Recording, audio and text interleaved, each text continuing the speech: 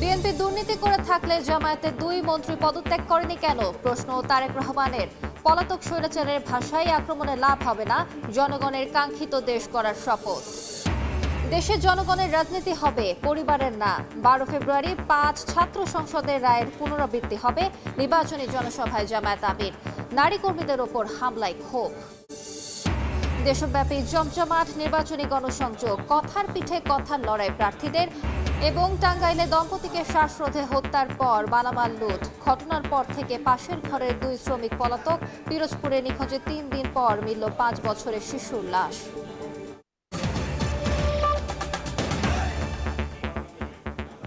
বাংলা সময়ের সঙ্গে আছি আমি আলিশা ইসলাম। বিএনপি দুর্নীতি করে থাকলে সে সময় সরকারে থাকা জামায়াতের দুই মন্ত্রী পদত্যাগ করেনি কেন? এমন প্রশ্ন তুলে তারেক রহমান বলেছেন, পলাতক স্বৈরাচারের ভাষায় আক্রমণ করছে একটি দল। বিএনপির সঠিক পরিকল্পনা ও দেশ পরিচালনার অভিজ্ঞতা থাকায় গীবত করে লাভ হবে না বলেও জানান তিনি। ময়মনসিংহে নির্বাচনী জনসভায় নেতাকর্মীদের নিয়ে জনগণের কাঙ্ক্ষিত দেশ করার শপথ নেন বিএনপি চেয়ারম্যান। মুরসালিন হক জুনায়েতের রিপোর্ট। সড়ক পথে ময়মনসিংহ বিভাগে তারেক রহমানের নির্বাচনী সফর। চলতি পথে নেতাকর্মী ও সাধারণ মানুষের অভ্যর্থনা, শুভেচ্ছা বিনিময় করেন বিএনপি চেয়ারম্যানও। 2 দশক পর ময়মনসিংহের মাটিতে তারেক রহমান। জেলা সার্কিট হাউস মাঠে ভোর থেকেই ঢল নামে ময়মনসিংহ বিভাগের নেতাকর্মী ও সাধারণ মানুষের। বিকেল 3:30টায় জনসভা স্থলে আসেন বিএনপি চেয়ারম্যান। দলীয় নেতাকর্মী এবং সাধারণ মানুষের উচ্ছ্বাসের মধ্য দিয়ে মঞ্চে ওঠেন তারেক রহমান। বক্তব্যের শুরুতেই স্থানীয় সমস্যা সমাধান সহ কর্মসংস্থানের মাধ্যমে মাদক মুক্ত দেশ গড়ার প্রত্যয় জানান তারেক রহমান। বলেন, বছরে অন্তত একটি ফসলের সার বীজ দিতে কৃষি কার্ড এবং নারীদের আর্থিক সচ্ছলতার জন্য ফ্যামিলি কার্ড দেয়া হবে। দেশকে তাহলে এত বৃহৎ জনগোষ্ঠী অর্থাৎ অর্ধেক জনগোষ্ঠীকে পেছনে রেখে আমরা কোনোভাবেই দেশকে সামনে এগিয়ে নিয়ে যেতে পারবো না।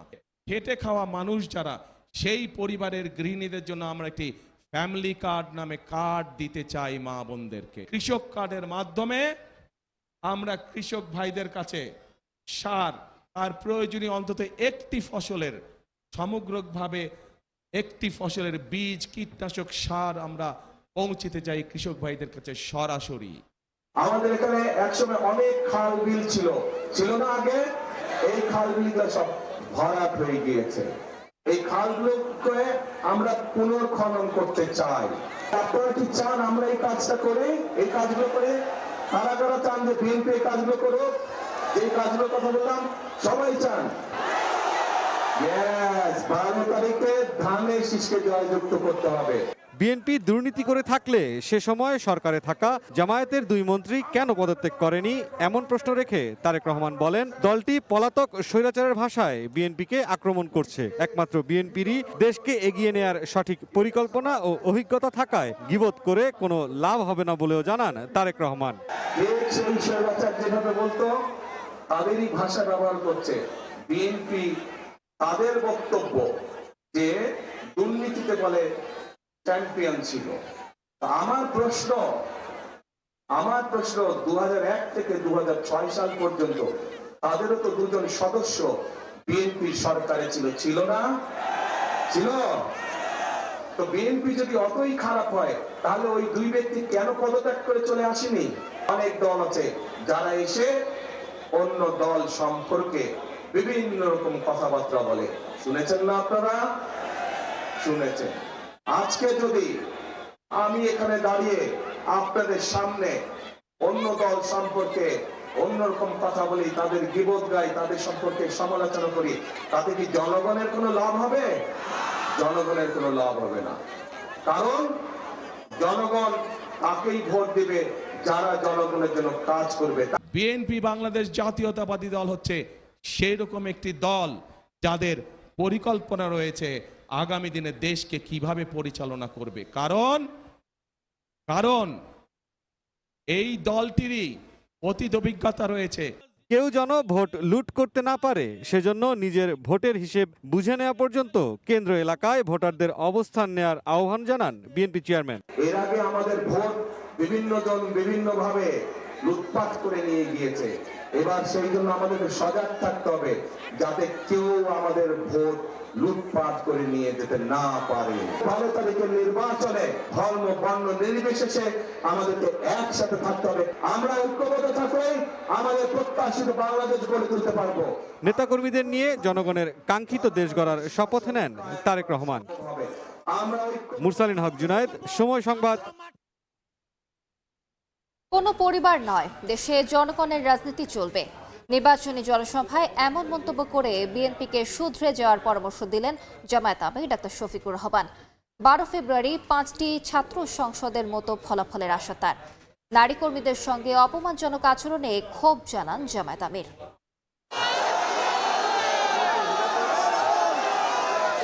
খুলনা বিভাগ সফরের দ্বিতীয় দিনের শুরুতে যশোরের ঈদগাহ ময়দানের জনসভায় যোগ দেন জামায়াত আমির ডাক্তার শফিকুর রহমান।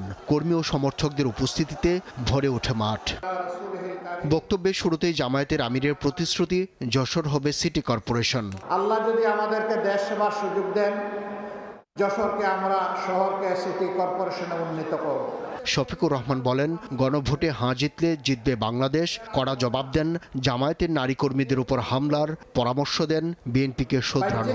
যারা নিজেদের দলকে সামনে রাখতে পারে না, নিজের দলের কর্মীদের জীবনের নিরাপত্তা দিতে পারে না, সেই দল যত বড় দল হোক, মাঝারি হোক, যাই হোক, তাদের কাছে বাংলাদেশ কখনো নিরাপদ হবে না। আমরা আমাদের ভাইদেরকে বলি, আপনারা দেশ গড়ার আগে দলটা গড়েন ভালো করে। এই ক্ষেত্রে আমাদের কোনো সহযোগিতা লাগলে তাও করব।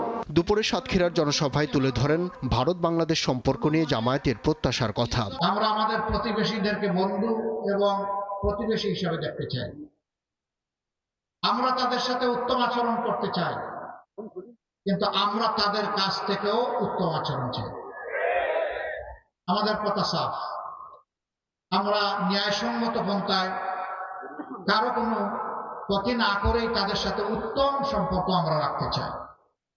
আমরা উত্তম বন্ধু হিসাবে রাখতে চাই, কিন্তু আল্লাহর কসম আমরা কাউকে প্রভু হিসাবে আসতে দেব না।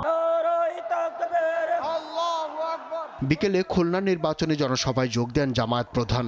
12 ফেব্রুয়ারি 5টি বিশ্ববিদ্যালয়ের ছাত্র সংসদ নির্বাচনের মতো রায়ের প্রত্যাশার কথা জানান তিনি। যুব সমাজ জানিয়ে দিয়েছে, আমরা ওই বস্তা পচা পুরানা বন্দোবস্ত চাই না। 5টি বিশ্ববিদ্যালয়ে তরুণ, সচেতন, শিক্ষিত, সুশিক্ষিত, উচ্চশিক্ষিত যুবক যুবতীরা তাদের রায় দিয়ে বলে দিয়েছে, আমরা এখন ইনসাফের পক্ষে, নতুন বাংলাদেশের পক্ষে। আশ্চর্য বিষয়, আমাদের একটি বন্ধু সংগঠন তারা ফ্যামিলি কার্ড দেওয়ার ঘোষণা করেছেন এবং এটাও বলেছেন যে এটা মায়ের হাতে দেবেন। তারা একদিকে দিচ্ছেন ফ্যামিলি কার্ড, আরেকদিকে দিচ্ছেন আমার মায়ের গায়ে হাত। এই দুইটা একসাথে চলে না। নির্বাচনী পরিবেশ বিঘ্নিত করতে একটি দল পেশি শক্তির ব্যবহার করছে বলেও অভিযোগ করেন জামায়াতের আমির। আব্দুল্লাহ শাফি, সময় সংবাদ, ঢাকা। ভোটারদের মন জয়ে ব্যস্ত প্রার্থীরা। ভোটারদের দাঁড়ে দাঁড়ে ঘুরছেন নানা প্রতিশ্রুতি নিয়ে। এ সময় মাদকমুক্ত সমাজ করার পাশাপাশি কর্মসংস্থান ও কৃষি ভিত্তিক শিল্প কারখানা গড়ে তোলার আশ্বাস দেন বিএনপি প্রার্থী। স্বাধীনতার 54 বছরে দেশে কাঙ্ক্ষিত উন্নয়ন না হলেও কিছু কিছু দল লুটপাট করে নিজেদের আখের গুছিয়েছে অভিযোগ করেন এনসিপি প্রার্থী।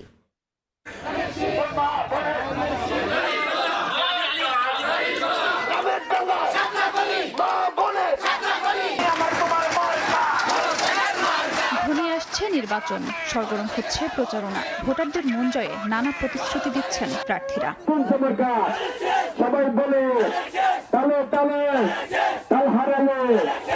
নাচ, গান আর স্লোগানে কক্সবাজার 1 আসনে উৎসবমুখর পরিবেশ। মঙ্গলবার সকালে চকরিয়ায় গণসংযোগ শুরু করেন বিএনপি প্রার্থী সালাউদ্দিন আহমদ। জানান, শক্তিশালী গণতান্ত্রিক ও জনগণের রাষ্ট্র গঠন করবে তার দল। জয়ী হলে চট্টগ্রামকে বাণিজ্যিক রাজধানী হিসেবে গড়ে তোলার অঙ্গীকার করেন চট্টগ্রাম 10 আসনের প্রার্থী সাইদ আল নোমান। বিএনপি সেই রাষ্ট্র বিনির্মাণ করবে, সেই শক্তিশালী গণতান্ত্রিক রাষ্ট্র বিনির্মাণ করবে যার প্রতিশ্রুতি আমরা দিয়েছি। জনাব তারেক রহমানকে যদি আমরা সংসদে নির্বাচিত করে প্রধানমন্ত্রী বানাই, তাহলে তিনি প্রথম কাজ করবেন চট্টগ্রামকে বাণিজ্যিক রাজধানী হিসেবে বাস্তবায়ন।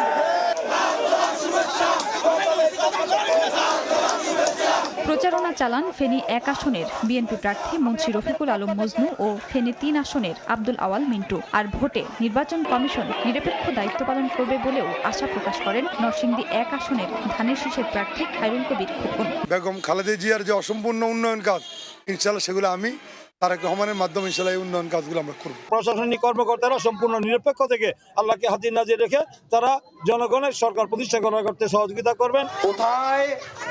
ভোটের প্রচারে ব্যস্ত সময় পার করছেন রংপুর 4 আসনের এনসিপি প্রার্থী আখতার হোসেন। পঞ্চগড় 1 আসনে জোরে সোরে গণসংযোগ চালাচ্ছেন সার্জিস আলম। নোয়াখালীতে নির্বাচনী সমাবেশে এনসিপির মুখপাত্র আসিফ মাহমুদ সজীব ভুঁইয়া বলেন, ক্ষমতায় যাওয়ার আগেই একটি দলের ফ্যাসিবাদী চেহারা দেখে ফেলেছে জনগণ। যারা ট্যাক্স ফাঁকি দেয়, কর ফাঁকি দেয়, দেশকে যারা দেউলিয়া করতে চায়, যারা ঋণ খেলাপি, তাদেরকে ঠেকায় দেওয়ার জন্য বাংলাদেশের জনগণকে এবারের নির্বাচনে সঠিক মার্কায় ভোট দিতে হবে।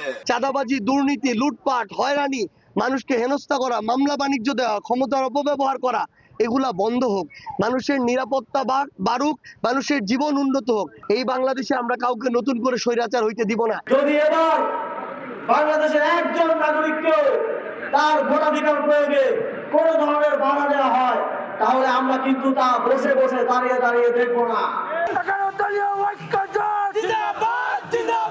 সিলেট 6 এবং 11 দলীয় জোটের প্রার্থী মোহাম্মদ সেলিম উদ্দিনের জনসভায় উপস্থিত থেকে দাড়িপাল্লা প্রতীকের গণসংযোগ করেন বাংলাদেশ খেলাফত মজলিসের আমির মাওলানা মামুনুল হক। বলেন, দেশের গণতন্ত্র ও জনগণের অধিকার রক্ষায় ভোটের বিকল্প নেই। আমাদের ঐক্য, বাংলাদেশকে রক্ষার ঐক্য, আমাদের ঐক্য, সুন্দর বাংলাদেশ, একটি নিরাপদ বাংলাদেশ গড়বার ঐক্য।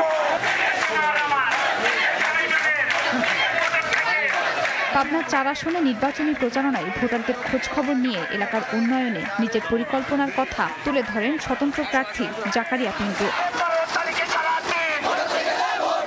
খাদিজা স্বপ্না, সময় সংবাদ। বাংলার সময় আরো থাকছে। ইতালি যাওয়ার পথে 10 মাস ধরে নিখোঁজ মাদারীপুরের 10 যুবক। 30 লাখ টাকা করে হাতে লাপাত্তা দালাল চক্র, সন্তানদের ফিরে পেতে স্বজনদের আকুতি। জাতীয় সংসদ নির্বাচন ও গণভোট নিয়ে সার্বিক আইনশৃঙ্খলা পরিস্থিতি মূল্যায়নে রাজশাহী ও রংপুরে মতবিনিময় সভা করলেন সেনাবাহিনী প্রধান জেনারেল ওয়াকারুজ্জামান। আইএসপিআর জানায়, সকালে রাজশাহী সেনানিবাসে পৌঁছে ইনেট টু দ্য সিভিল পাওয়ার এর আওতায় মোতায়েনরত সেনা সদস্যদের সঙ্গে দেখা করেন সেনাপ্রধান। এ সময় তাদের কার্যক্রম সরেজমিনে পর্যবেক্ষণ করে প্রয়োজনীয় দিক নির্দেশনা দেন তিনি। পরে দুপুরে একই উদ্দেশ্যে রংপুরে গিয়ে এরিয়া পরিদর্শন করেন সেনাপ্রধান। এ সময় সেনা সদস্যদের কার্যক্রম পর্যবেক্ষণের পর মতবিনিময় সভায় পেশাদারিত্ব, নিরপেক্ষতা, শৃঙ্খলা, ধৈর্য ও নাগরিক বান্ধব আচরণের মাধ্যমে দায়িত্ব পালনের ওপর বিশেষ গুরুত্ব আরোপ করেন তিনি। বাংলার সময় আরো থাকছে। ভাড়া বাসায় জাল টাকা তৈরির কারখানা। গাজীপুরে র্যাবের অভিযানে আটক 3, প্রিন্টার, স্ক্যানার, বিশেষ কাগজ সহ বিভিন্ন সরঞ্জাম জব্দ। টাঙ্গাইলে বৃদ্ধ দম্পতিকে শ্বাসরোধ করে হত্যার পর মালামাল লুট করে পালিয়েছে দুর্বৃত্তরা। এ ঘটনার পর থেকে পাশের ঘরে থাকা 2 জন শ্রমিক পলাতক রয়েছে। অন্যদিকে পিরোজপুরে নিখোঁজের 3 দিন পর মিলল 5 বছরের শিশুর লাশ। স্বজনদের কান্না আর আহাজারিতে ভারী চারপাশ। ঘাতকের হাতে পরিবারের 2 সদস্যকে হারিয়ে স্তব্ধ স্বজনরা। মঙ্গলবার ভোরে টাঙ্গাইলের ঘোষাখালী এলাকায় দাদা দাদির ঘরের দরজা খোলা দেখতে পান শাকিল। ভেতরে ঢুকে বৃদ্ধ দম্পতি ঠান্ডু মিয়া ও রেজিয়া বেগমের লাশ পড়ে থাকতে দেখেন তিনি। এলোমেলো অবস্থায় ছিল আলমারি ও আসবাবপত্র। খবর পেয়ে পুলিশ গিয়ে মরদেহ দুটি উদ্ধার করে সদর হাসপাতালের মর্গে পাঠায়। স্বজনরা জানান, কৃষি জমিতে কাজ করার জন্য 2 জন দিনমজুর আনা হয়। হত্যাকাণ্ডের পর থেকে তারা নিখোঁজ। ওই কামলাদের যদি খুঁজে বের করে পারতে পারে তাহলে ওনাদের ফাঁসি চাই আমরা। কঠিন বিচার না করলে কোনো কামলায় না কেউ কাজ করাইতে পারবে না। পুলিশের ধারণা, কাজ করতে আসা দিনমজুররাই এই হত্যাকাণ্ডের সঙ্গে জড়িত। ধারণা করা হচ্ছে যে কাজের লোক 2 জন পলাতক ঘটনার সাথে সাথেই তারা এর সাথে সম্পৃক্ত থাকতে পারে। এদিকে পিরোজপুরের ভান্ডারিয়ায় প্রতিবেশীর গোয়ালঘরের খড়ের গাদায় মিলল 3 দিন ধরে নিখোঁজ শিশুর মরদেহ। স্বজনরা জানান, শনিবার 5 বছরের শিশু রায়ান আতরখালী গ্রামের বাড়ি থেকে নিখোঁজ হয়। এই ঘটনায় ভান্ডারিয়া থানায় মামলা হয়েছে। পরিবারের অভিযোগ, প্রতিপক্ষ চাচা আব্দুল কাদের মল্লিক শিশুটিকে হত্যা করেছে। এছাড়া নওগাঁয় বাড়ির সেপটিক ট্যাঙ্ক থেকে এক নারীর লাশ উদ্ধার করা হয়েছে, তবে নিহতের পরিচয় পাওয়া যায়নি। বাড়ির মালিক জানান, অপরিচিত নাম্বার থেকে কল দিয়ে তাকে জানানো হয় টয়লেটের ট্যাঙ্কির ভেতরে একটি মরদেহ রয়েছে। পরে পুলিশে খবর দেন তিনি। ফাহরিয়া ফারজানা, সময় সংবাদ। লিবিয়া হয়ে ইতালির উদ্দেশ্যে যাত্রাপথে 10 মাস ধরে নিখোঁজ মাদারীপুরের বেশ কয়েকজন যুবক। স্বজনরা জানায়, মাদারীপুরের কেন্দুয়া ইউনিয়নের গাজীরচর এলাকার জাহাঙ্গীর ঢালির স্ত্রী পেয়ারা বেগমের খপ্পরে পড়ে বেশ কয়েকজন যুবক। 15 লাখ টাকা করে প্রত্যেককে সরাসরি ইতালি পাঠানোর চুক্তি হয় পরিবারের সঙ্গে। গত বছরের জানুয়ারিতে বাড়ি ছাড়েন 10 যুবক। পরে তাদের সবাইকে লিবিয়ায় নিয়ে আটকে করা হয় নির্যাতন। মুক্তিপণের লাখ লাখ টাকা হাতিয়ে নিলেও কোনো সন্ধান মিলছে না যুবকদের। সন্তানদের ফিরে পেতে সরকারের কাছে সহযোগিতা চেয়েছেন তারা। গাজীপুরে ভাড়া বাসায় জাল টাকা তৈরির কারখানা। র্যাবের অভিযানে আটক হয়েছে 3 জন। দীর্ঘদিন ধরে একটি ভাড়া বাসায় চলছিল জাল টাকা তৈরির কারখানাটি। সোমবার মধ্যরাতে র্যাবের অভিযানে আটক 3 জনের কাছ থেকে উদ্ধার করা হয় বিভিন্ন মূল্যমানের বিপুল পরিমাণ জাল নোট সহ টাকা তৈরির কাগজ। পাশাপাশি জব্দ করা হয়েছে প্রিন্টার, স্ক্যানার, বিশেষ কাগজ, কালি ও ল্যাপটপ। বাগেরহাটে 11 দলীয় ঐক্যের নির্বাচনী জনসভায় বক্তব্য রাখছেন জামায়াত আমির ডক্টর শফিকুর রহমান। সরাসরি যাচ্ছি সেখানে। আপনার পায়ে লাগাতেও পারবো না। এইরকম জ্যেষ্ঠ আলিমদের, উস্তাদদের, ওলামা মাশায়েখদের এক জেল থেকে আরেক জেলে বেড়ি লাগিয়ে টানাটানি করা হয়েছে, বছরের পর বছর রাখা হয়েছে। কি অপরাধ? অপরাধ একটাই, তারা অন্যায়ের প্রতিবাদ করেছে। আল্লাহ নবীর বিরুদ্ধে কুৎসা যারা রচনা করেছে তাদের বিরুদ্ধে আওয়াজ দিয়েছে।